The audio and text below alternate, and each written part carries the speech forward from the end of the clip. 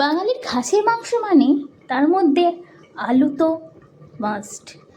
খাসির মাংস, মুরগির মাংস আলু না হলে চলে না। তাই প্রথমেই আলুগুলো কেটে নিয়ে পেঁয়াজগুলো আমি কুচি কুচি করে কেটে নিলাম।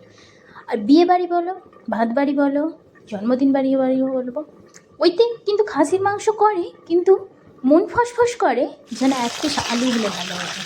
তাই আজকের রেসিপি আলু দিয়ে খাসির মাংস ঘরোয়া করে।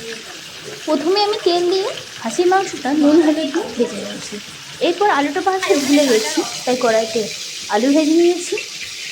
আলু ভাজা হয়ে গেলে তেলেতে পেঁয়াজ,